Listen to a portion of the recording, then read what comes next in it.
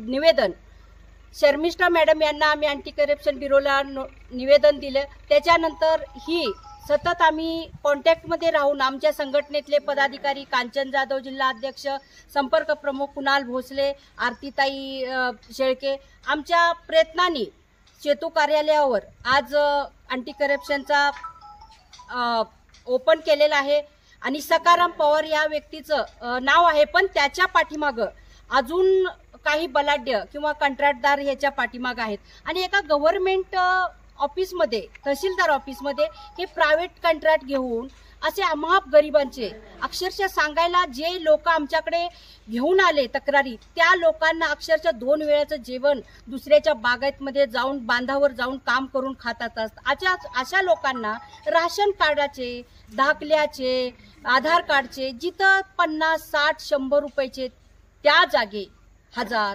2000, 5000, 10000 याच्या अन्यायाविरुद्ध आम्ही आवाज उचलण्यासाठी आमचं ध्येय आहे आणि आमची संघटना हे काम करतच राहणार आहे।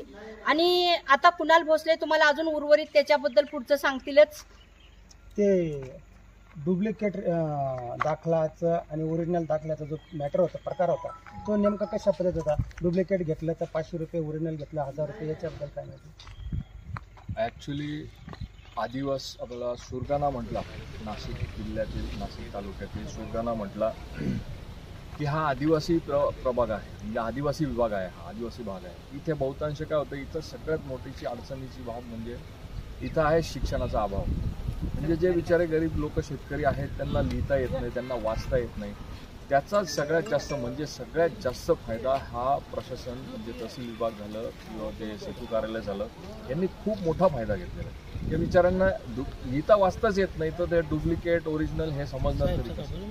याच्यामध्ये आपण जर दोन्ही दाखले समोर ठेवले तर आपल्याला समोरचा म्हणजे गरीब माणसाला तर असं समजेल का मी पैसे दिले मला तर ओरिजिनलच दाखला मिळेल, पण ओरिजिनल दाखला हा वेगळा असतो, त्याचे पैसे वेगळे घेतले जातात, याचे पैसे वेगळे घेतले जातात आणि हे सगळं जे काय आहे हे खूप मोठं रॅकेट आहे।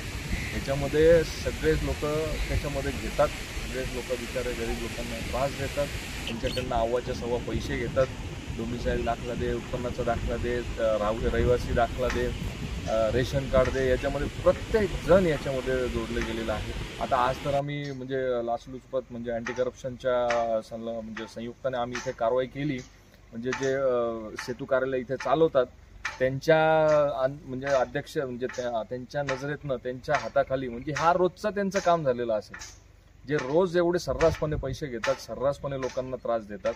आज त्यांना हे समजलं की बाबा इथे गरिबांचे जे काही कंप्लेंटी येत होत्या आमच्यापर्यंत, आज जवळपास 40 ते 50 तक्रारी आमच्याकडे इथं आल्या होत्या। त्याच्या माध्यमातून त्याचं आम्ही साधन करून आम्ही अँटी करप्शनला आम्ही संपर्क करून या सगळ्या गोष्टीचं सगळं संशोधन करून आम्ही इथपर्यंत आज पोहोचलो। पण आज या संस्थेअंतर्गत म्हणजे मान्य आशाताई पाटील झाले आणि कांचनताई, आरतीताई यांच्या सगळ्यांच्या मेहनतीने या सगळ्या गोष्टी आम्ही आज इथपर्यंत लोकांपर्यंत पोहोचलेलो आहे। पण माझी प्रशासनाला विनंती आहे की याच्यावरती हा अंकुश पुन्हा हा फक्त सुरगाणा तालुकापुरता नाही आहे, नाशिक जिल्ह्यापुरता नाही आहे, हा संपूर्ण जे काही आहे ते संपूर्ण भ्रष्टाचार जो चाललेला आहे, गरीब लोकांकडनं पैसे घेऊन त्यांची झोळी भरण्याचे, त्यांचे खिसे भरण्याचं काम चाललंय, ते कुठेतरी थांबलं पाहिजे। अन्यथा आम्ही तर थांबणार नाहीच आहोत। आमची संस्था अख्ख्या भारतभर काम करते, महाराष्ट्राभर काम करते। म्हणजे या तालुक्यामध्ये जिथे लोकांना लिहिता वाचता येत नाही, ज्यांना अज्ञान आहेत, त्यांना समजत नाही, अशांना बिचाऱ्यांना त्रास होतोय, तर ह्या त्रासासाठी आमची संस्था ग्राहक रक्षक समिती ही कायम काम करत राहील आणि दर 2 महिन्याला आम्ही ह्या सगळ्या गोष्टीवरती लक्ष ठेवायला, आम्ही जातीने इथं लक्ष ठेवायला असणार आहोत। आशाताईंच्या मार्गदर्शनाखाली आम्ही संपूर्ण टीम म्हणजे आमच्या तालुक्याची जी काही टीम आहे, जिल्हाध्यक्षांची टीम आहे कांचनताईंची, त्यांची पूर्ण आम्ही या सगळ्याला लक्ष ठेवून आहोत आणि ह्याच्यावरती अंकुश लावल्याशिवाय आम्ही पण स्वस्थ बसणार नाही।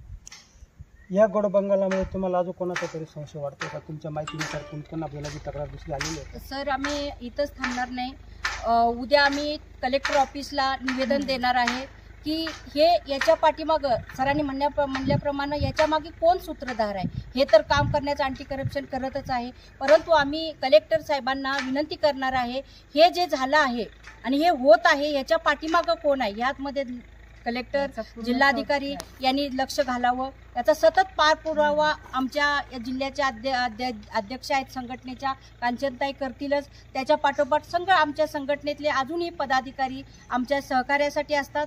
आणि पोलीस प्रशासनालाही आम्ही स्थानिक पोलीस प्रशासन सुरगाणा तालुक्यामध्ये आम्ही जाऊन भेट घेतलेली आहे. त्यांनी आम्हाला हमी दिली की कॉपरेट केलं जाईल आणि ही दिशाभूल आणि लुटणूक चाललो आहे गरिबांची ती बंद होण्यासाठी आम्ही तात्पर्य राहू, प्रशासन तात्पर्य राहील. आणि एवढीच मी अपेक्षा करते. जय हिंद.